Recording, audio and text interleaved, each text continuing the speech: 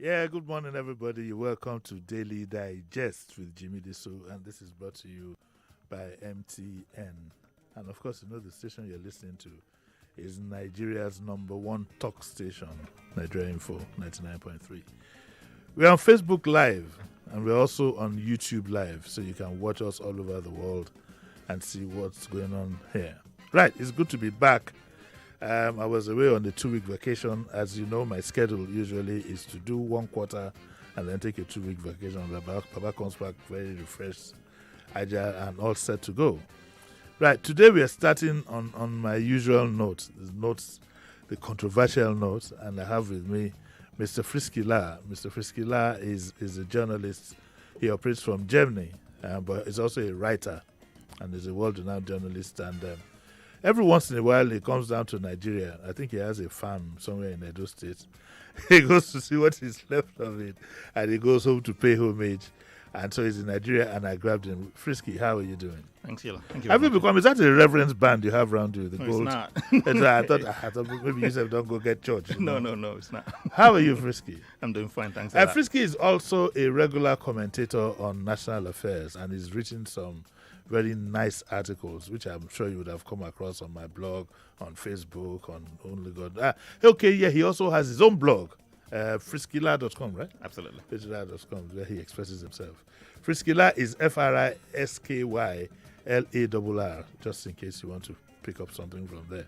Frisky, how are you? I'm doing fine. If I remember, the last time we spoke was the first regime of President Buhari. I almost called him Babangida. I don't know why Babangida's name keeps cropping up. And I wonder, for the first part of his second term, I wonder what your feelings are. What feeling am I supposed to express in the circumstances that we have now? Not much has happened in the second part of his presidency. It's all been disappointing all along. Okay. And, I think It's been disappointing. it's been very disappointing and Very. very, very disappointing and dejecting. Absolutely. Wow. Why is that so? What point are you making? Look, the hopes that accompanied President Buhari's ascension to the presidency was more of having the country redeemed by someone you probably have been longing for all through the years since independence. But I mean, the first term started off on a very promising note with one, firework here and there. But things fizzled out with time, and the second term just kind of sealed the fate of the country with, clannishness, with nonchalance, and the accentuation of the surrogate presidency that had been long rumored and becoming too clearly manifest in ramifications. When you say surrogate university, surrogate Presidency. are you making a hidden point that the president might not even be in charge as we speak? It is quite obvious that something is definitely wrong in the system. Really? It's not new that important things happen in the country. Important political developments come up very regularly, and you have no president to address the crowd. People wait for pronouncements, and you only have pre-recorded national broadcasts that are obviously stage managed by handlers.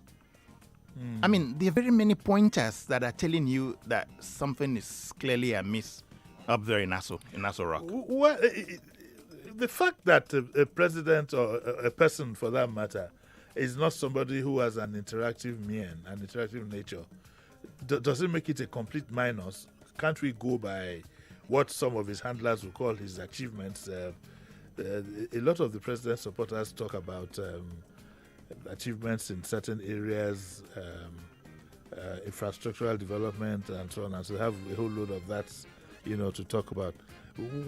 So why would you then think that it's some surrogate whatever? I'm just wondering. Look, not being communicative as a leader, yes, is nothing beneficial to the audience you are ruling, to the crowd you are ruling. On the contrary, communication is the bottom line of every progress you think you're able to make. If you're not able to explain discrepancies that people are perceiving You add more to the problems that people believe already exist. Of course, I remember when was it sometime last year, during the end of last year, Christmas and New Year, there was this characteristic fuel queue that accompany Nigerians when they are running the end of year thing. That fuel stations get into fuel scarcity, that people don't have fuel for their cars. Yeah. So I recorded that. I wrote on it once on Facebook that was a major achievement of this government. But do you know the attacks I received from other Nigerians, that it couldn't have been counted as an achievement because it was attended by massive price increase that was more to the benefit of the marketers and the capital holders. So, there are always ways, people devise to counter whatever you might call achievement. Of course, I quite believe there are lots of achievement that this government has made. But the problem is the nonchalance that I mentioned in the clannish approach to policies, to appointments, to things that have been happening that no one responds to, that no one takes, leadership initiative about, have sort of obliterated very many of those things that you characterize as achievements.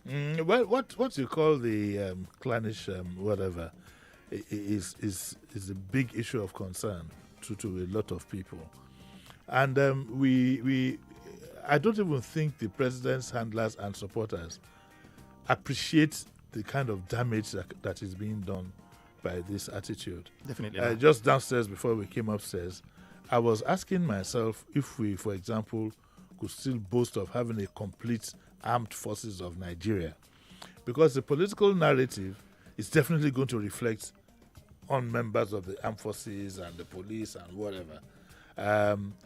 And the simple symbolism, for example, of not having someone of Eastern origin at particular security levels, given the fact that this country had gone to war with this section of the country in the past, and given the fact that a lot of their leaders perceive that they're being marginalized, I think that to create that kind of balance, it would have been nice, to put. So what happens now is that region feels isolated. Whether we like it or not, the feeling in the country is that when you have your man up there, you think he will protect your interests. So they think their interest is not being protected. And could that be one of the many reasons, for example, why you have these little bits of uprising that you have attacking police in the East? So yes, the point you make is absolutely vital. Absolutely vital. We've cried ourselves hoarse on this, and every opportunity to remedy this has been rebuffed. How in reality,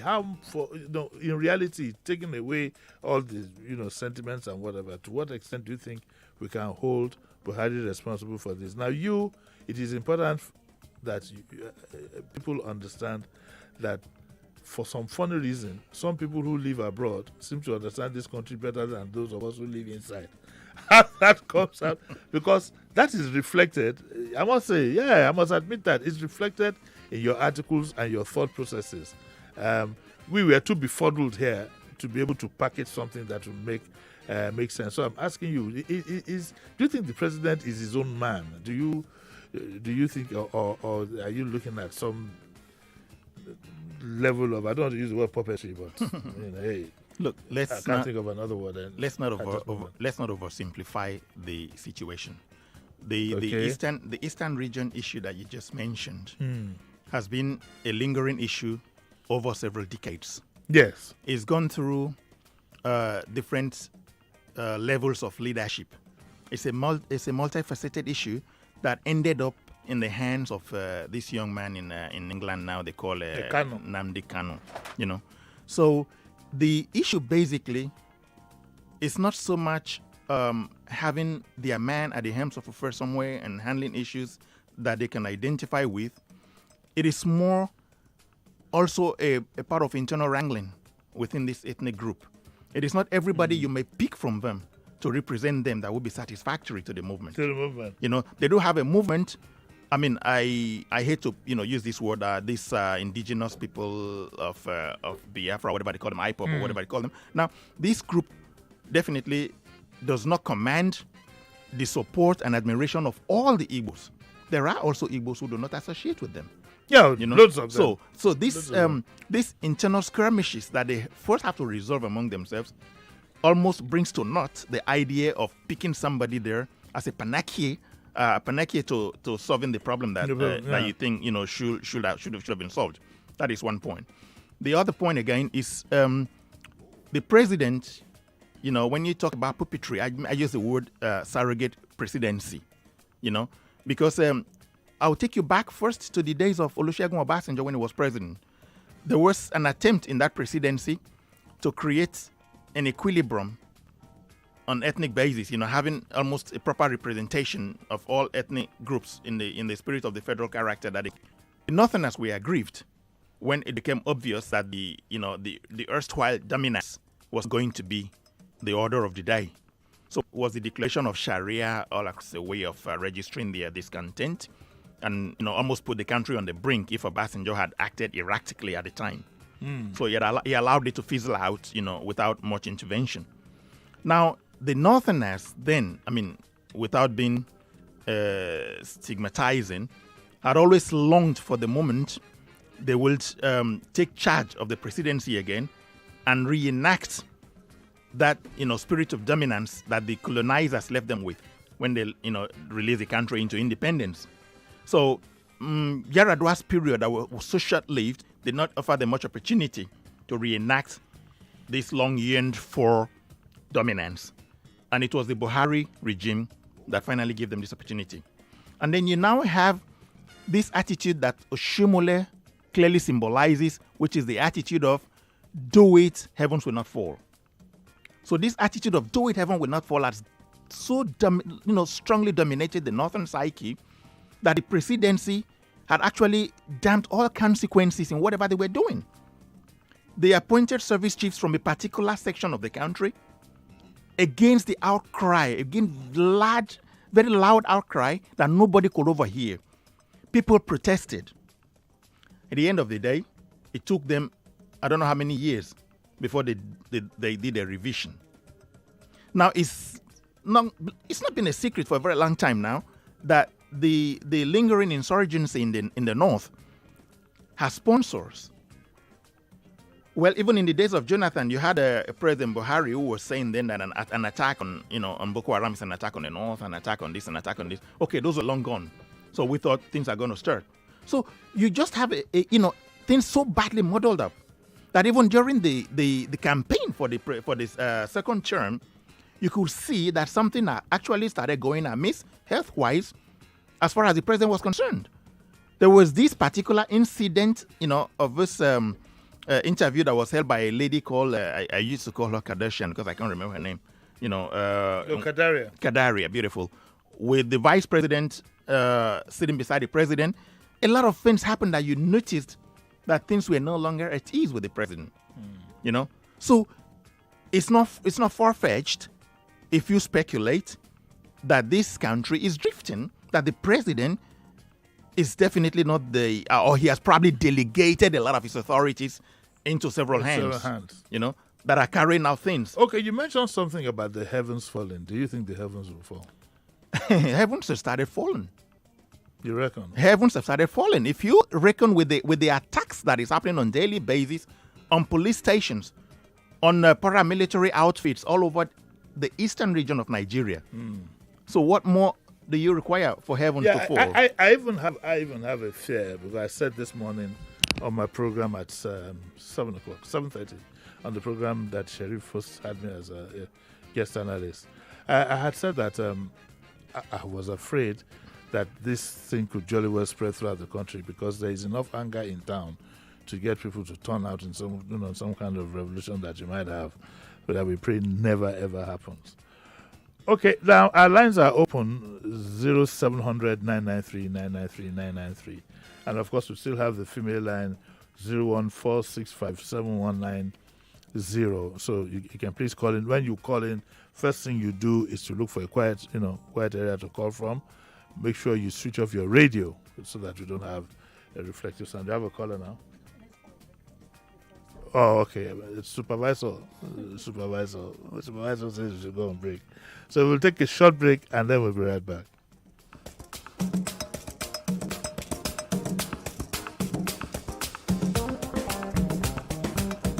Don't touch that dial. Daily Digest returns in a moment.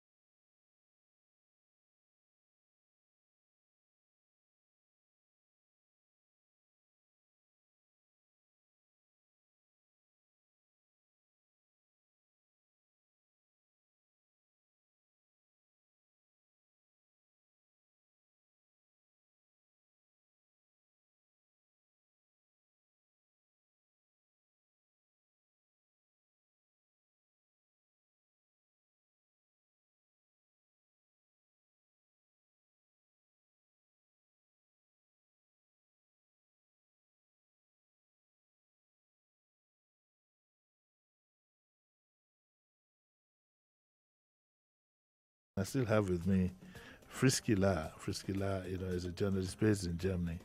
And he always looks at Nigeria from space, I must say. He looks at it from the outside.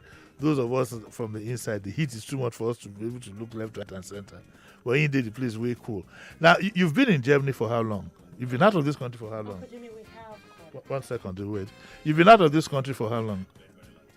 His mic, please. For a very, very long time, close to 30 years. You've been out of this country for 30 years? About that, yeah. Do you have the urge to come back? I'm always back. I mean, do you have the urge to live here permanently? Not under the present conditions.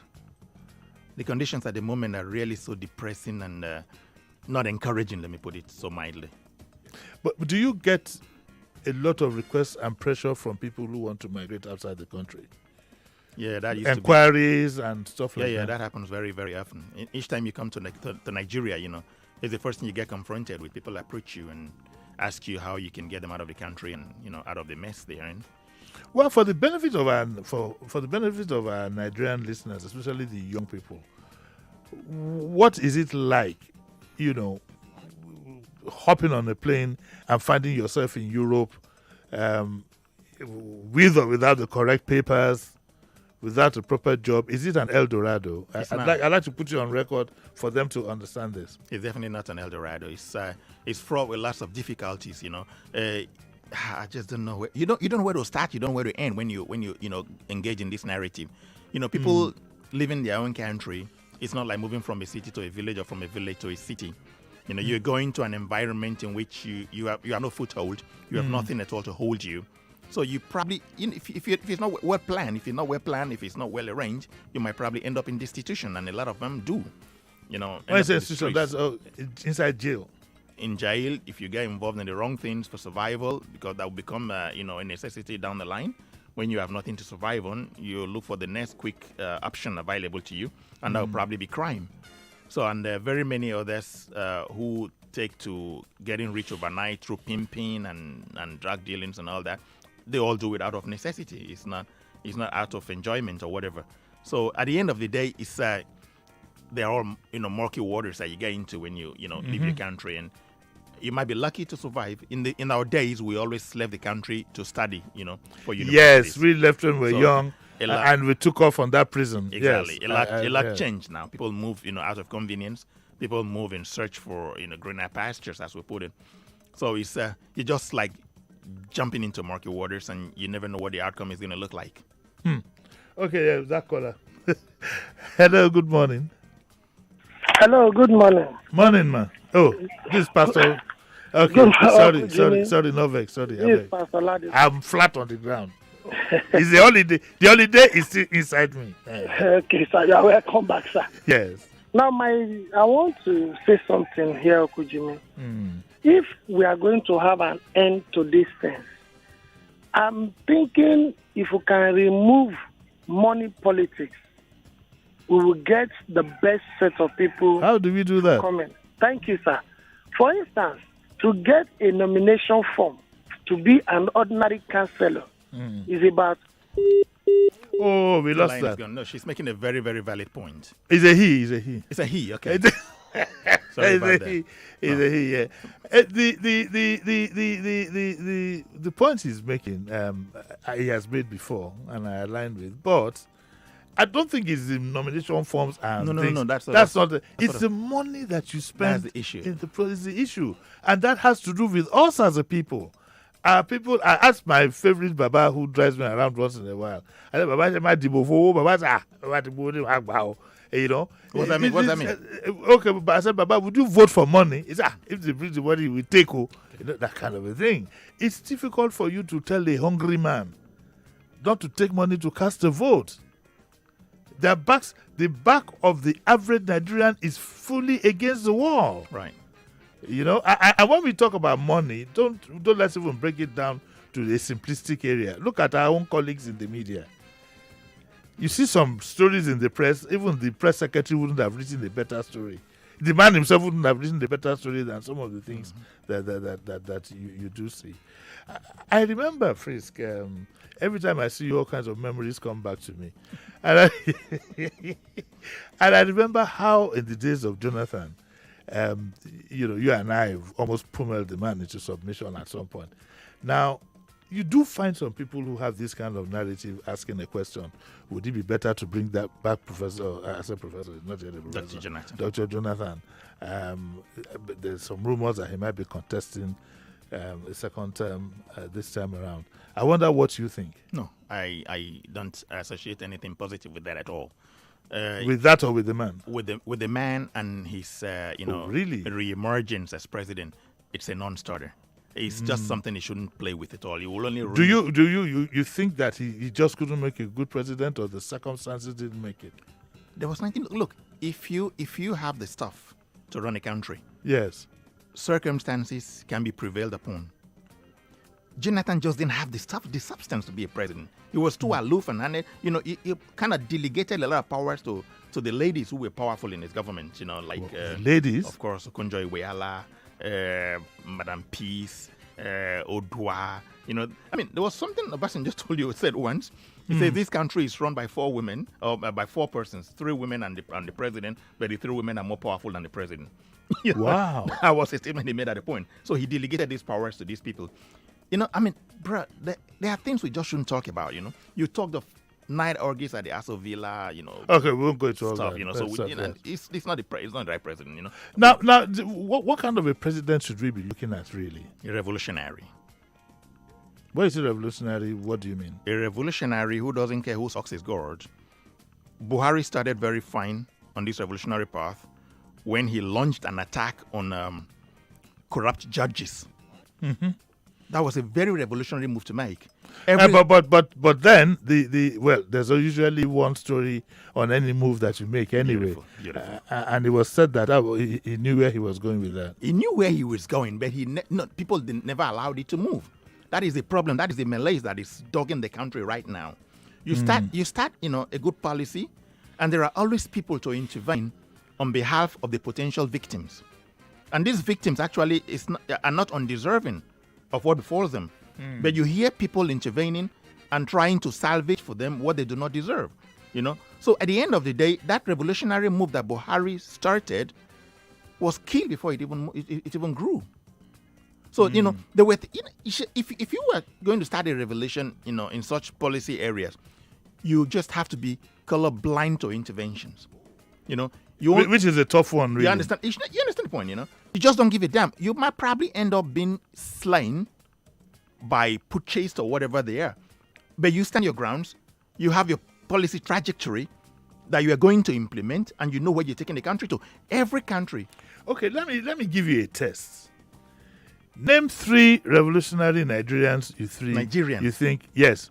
Are we going to go and get the president from Botswana? You're not going to get from anywhere else. Name 3 Nigerians that you think, off the top of your head, that let's of course leave it to the living. Let's leave it to the dead, and let's knock out those who had been who had done it before you bring in President Obasanjo again. Like he would say, how many presidents do you want to make of me? No. Can you give me the names of three people? Now listen. You cannot, there is no recipe for making out who a revolutionary is. Yes. When Lee Kuan Yew ran Singapore, nobody ever knew what he was going to come up with. So being a revolutionary is never written on your forehead.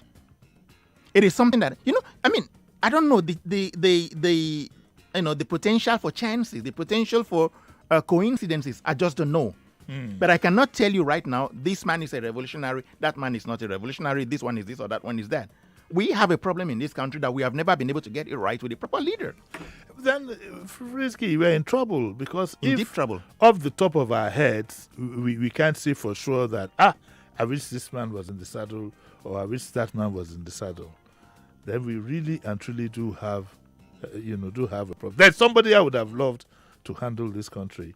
And I hope I'm not sticking my neck out too far. There's somebody I would have said, one name would have cropped up to me. Some people might not find, of course, obviously, some would like him, some would not. But I'd love to see somebody like, what's his name, the former Emir of Kano, Sanusi. Sanusi, yes. I would love to see. Because if anything at all, as far as leadership in Nigeria is concerned, it's broken down on all fours.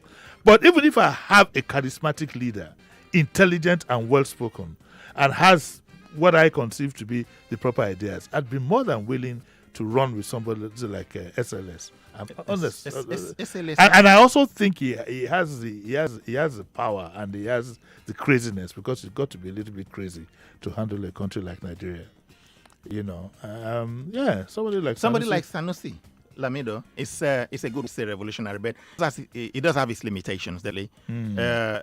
From what we saw, like we all do have, but I think his son always plague those from the north who do not liberate themselves from the regional limitation that they clad themselves into. Come to think of it, off the top of my head, I don't remember any very strong incident that would lead me to believe that he might have some very strong clannish sentiments. I do have such indications. You have such indications? I do have such indications. Give me one. One of them was this issue of Islamic banking, which I considered absolutely unnecessary at the time when he was the governor of the central. I don't see anything wrong with Islamic bank. Of the central bank. He could have done interest-free banking.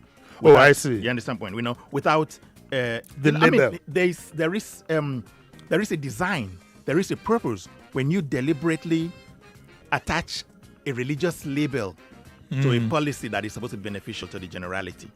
I see. Okay. So, and that drives the point home. That is one particular issue I always have with our northern, brothers and sisters. Somebody like even Nuhu Ribadu, before he derailed, when Nuhu Ribadu, ended up with the Obasanjo regime, if he had been given a higher assignment at that point, with the mindset he had at that particular point in time, that would have been a very good revolutionary for the society. There would have been, you mentioned the triumvirate, like El Rufai. El Rufai. El Rufai is also a revolutionary. Now that we come to see the limitations he also has, unnecessary radicality and all that stuff. But these are people who whose, partial orientation points to the trajectory that we actually want to have the country move towards. But I think it would be nice if we had a bit of a bent from the norm that we've always had. Because usually if you had a radical bent, it most likely be uncompromising. But let me pick this call. Hello, morning. Hello, good morning, Uncle Jedi. Morning, who's speaking? My name is Adebola. Morning, Adebola, how are you? I'm fine. First of all, let me just say happy belated birthday to you. Hey, thank you very much. You're not bring shishi or pop-off. Ashima And welcome back, Friskela, to Nigeria. I just want to make a little contribution to the topic. Yeah, please go on. Yes. Honestly, the Obasanjo that our dear Friskela continue to eulogize and worship also has a lot of limitations. I've come to discover in my little life on this planet that, especially in this country, a lot of our past leaders, when they are in the saddle of authority, their performance will be abysmal, just like Obasanjo and any other leader that we have had in this country. But immediately they are out of the office, they will be the chief criticizer of the current government. And I believe, like you have said, at this point in time, we need a younger person to steer the mantle of this country, radical. And how do we have it? Thank you. All right. Please remember when you call in, you have a minute. He touched on something that is quite core, a younger person. I think we need to retire all the fuddy-duddies in our political space and have a new generation of leaders. Do you agree with that? Yeah, I will agree with that to some extent. I will correct one notion that it says Obasanjo that Friskela worships is a very wrong expression. I don't worship Obasanjo.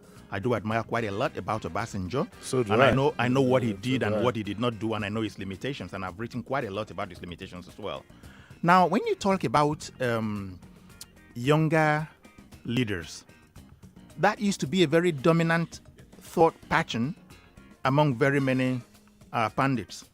But the truth right now is that age is definitely not the issue at all. Dimeji Bankole was not an old guy. Yeah. Dimeji Bankole was the Speaker of the House of Representatives. Yeah. And at the end of the day, he ended up selling properties to himself at prices that, things were said that way. They were not denied till the present moment. Well, they could have been denied where you didn't see it. Okay. So let us say that as far as I've not seen any denial, yes. That things were brought by him that were actually supposed to belong to, office holders. You understand? So, these are things that, ridicule the notion of saying younger generation. You understand? He's not the only example you could give. No, even at state, even at state level and some other levels, you've seen young people. Very many of them. Messing up the even at traditional level, we're facing one in our own environment here now. Who I don't know. It's unfortunate that if you think that Gawan at that age was president, it's unfortunate that it's difficult to get somebody of that age now to show the whatever. Let me 9:41. Let me pick. Do I have a call from the female line? I do. Okay. Hello. Good morning. Okay, we lost that one. Hello. Morning. Uncle Jimmy. Morning. Please, I just want to make my point. No, you're only allowed one call per person, please. I'm sorry, that's the rule. You can apply to Sheriff. Hello. Morning. Yeah. Good morning, Uncle Jimmy. Yes. Somebody day to you and your guests. Yes. There's one thing that you people do not know. Yes. That the spiritual control the physical. Yes. And that when you don't have the law that guide the physical, as the 10 Commandments guide the physical. Yes. And then the spiritual absorb into your body to fight the principalities and power. Yes. Like Jesus Christ came to destroy here on earth. Yes. It cannot amount to anything. Yes. But however, government belongs to God. Once you are in that government, whether you are a Christian or not, you can still perform, but obey the law. Okay. Thank you. Yes. That's beyond me. It's beyond me. It's beyond me too. I don't understand that. Make I talk for my people. There's something about our traditional. If you want to say I don't understand, I'm from Benin. Yeah, you're from Edo. I'm from Benin. I'm Edo. How do you say I don't understand what you just said now? In Edo. He might be okay. You know, there's something about our traditional languages that are very, very deep that English doesn't reflect. If I say I don't understand to a Yoruba man, it's not as deep as for me to look at him and say Koyemi. If I put O, it even complicates it. Like, Zainab Koyemi O. All right, let me take another call. Hello, good morning. Hello. Wake up. Here talk. Uncle Jimmy, good morning. They just wake you up. They, don't wake, I beg, my brother. I'm confused. Yeah, Uncle Jimmy, happy birthday. My brother from Edo State. Good morning, sir. Good morning, sir. Edo people are pace setter. You've said all this morning. Yes. For President Jonathan, please, he should not dare to come back. I said it before. Uncle Jimmy, how come nobody noticed this thing in the president that he cannot do it? How come nobody? I said it to Dan Foster, 2015, that this man cannot. And Nigerians are taking sides with this government. You see where we find ourselves today? I want to thank your guest once more. I didn't know it's from Edo State. When I hear the name, I thought it's from one of those outside the country who always say the truth. But I'm happy that it's from my region. Thank you, my brother. All right. What? Sorry, 1 second. 1 second. He said, "How come nobody knew?" He's absolutely right. You know, even for the second term, that interview with Kadaria exposed a lot. Quite a lot. But the man went ahead and won the election. He did not win the election. The election was rigged. You don't have the proof for that. The election was rigged. I mean, I can go to jail for that. I don't give a damn about that at all. Well, but don't say it somewhere else. I don't want to follow you. She just has a baby. She's very many pointers reveal that. You couldn't just suspend the declaration of results in the midst of declaring results, and you come back again a day or two later only to proclaim another winner. Which election are we talking about? We are talking about the second term election. Results were being declared, and it was suspended for no reason. Can't you remember that? No, that's lost on me. You know, they suspended the release of the elections. I think it was a day or two they came back and started releasing figures again. And I mean, with suspicions, and then what were soldiers doing in the streets during election day? Well, you see, the issue of soldiers being on election day, to me, appears a determination to make sure that there is no security risk or crisis. Policing. Well, we don't have. Look, the honest to God truth is that we've been stripped. We don't have. First of all, in terms of numbers, we don't have enough policemen. In terms of strategy, we don't have enough policemen. In terms of those who might compromise, you're almost at zero level. It's a declaration of bankruptcy, of political bankruptcy. If you are not able to reorganize your law enforcement system and get the law enforcement functioning properly, well, we are politically bankrupt. You see? So what do we do? So, at the end of the day, without law enforcement properly rejigged and organized, all channels, all avenues to election manipulations are free. So when people start suspecting that elections were manipulated, you don't blame anybody. When the logistics for upholding fairness and equity is not there. Okay, what comment were you about to read? Oh, okay. This is Kazim Olukoya. Yes. He says, "Good morning, Uncle Jimmy. BRF, look at what he did when he was the governor of Lagos State." I think he's trying to make a suggestion. Oh no, I didn't want to say BRF so that people won't say there he goes again. But I think he is. Who is BRF? Baba Fashola. Fashola. Okay. Yes. Now I see as your face just calm down.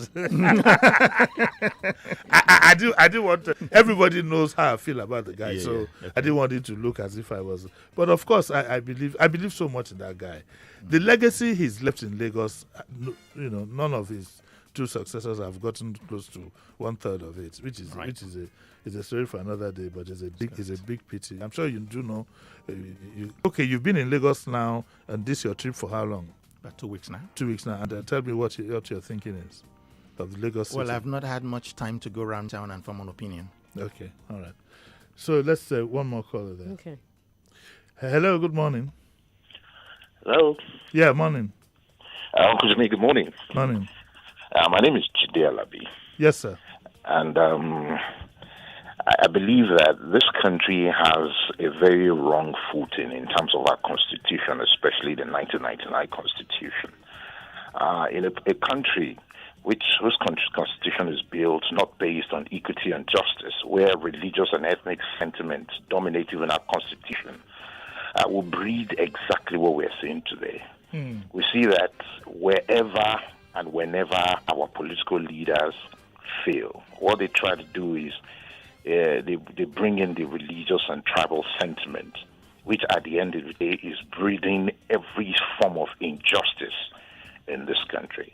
I believe if we take that out of our constitution and have a fresh constitution, not the one put together by Abdul Salam and his cronies, I believe this country will work better. Thank you. First, let me tell you, I don't believe our problem is constitution. I do not either. 50 constitutional reviews, we'll still be where we are for as long as we want to be the same set of people. Neither do I believe that restructuring in isolation will solve our problem. If anything, I believe it will complicate it. What do you think? Absolutely, I share your view, 100%. There was last year when Baba Obasanjo was holding his birthday, I was one of the guest speakers at his symposium. I was telling them, look, give this defective 1999 Nigerian constitution to the Americans or to any casual democracy in Europe. They will give you a functioning system. Yeah. Give the American constitution to Nigeria. They will mess it up in no time. Wow. They'll tell you, inadequacies here, inadequacies there. No constitution starts on a perfect footing. Every constitution has its deficiency, but they're perfected with time through amendments and rejigging. So it's a process that takes a longer time, to finish the work.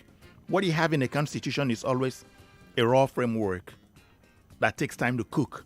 And you always keep rejigging it anyway. Exactly, So people coming up time and again to say, this constitution is a mess, it's a fraud, and it's, rewriting the constitution is going to give the country a different lease of life. It's all, empty speculation, I'll put it that way, without being impolite. Without substance. Okay.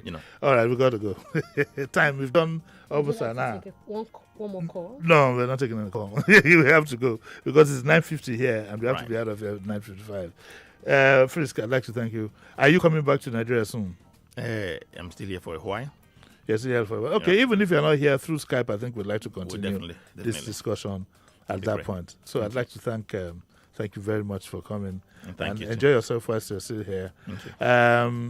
Pray for us so much that we are not forced to go on the next available boat or swim across the ocean to come and meet you in Obodo, Germany, where you are there. And please take care of yourself. We'll survive the turbulent times. Okay, now tomorrow is the usual, Dear Bumi. Okay, and I guess tomorrow is Mrs. Bumi Orojobi, who I met on Twitter.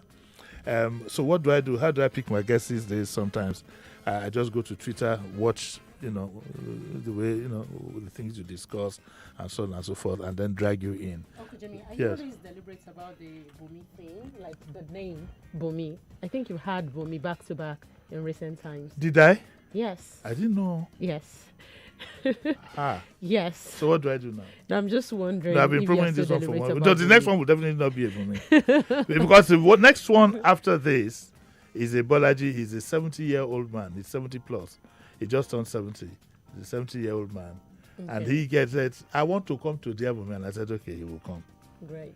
So after this one, this time next week, he'll be getting ready to talk to a 70-year-old man, not woman, no. We can't wait. He back in his days, he used to go to once in a while go to watch Fela at Afro Sport, but today he's a pastor in there. So we are going to have a lot to talk about. Okay, so we'll be back again tomorrow, of course, for our midweek break.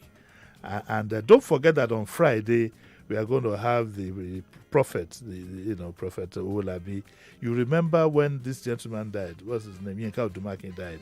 It was said by his family that he got a message, blah, blah, blah, and there were prayers and it didn't work. So he's going to come back and explain all these things to us, these intricate matters. So thank you very much, Frisky. And thank you very much, Zainab. Give me chop knuckle. There you go.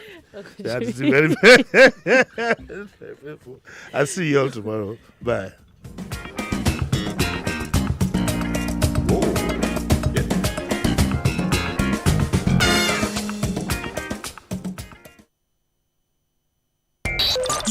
have to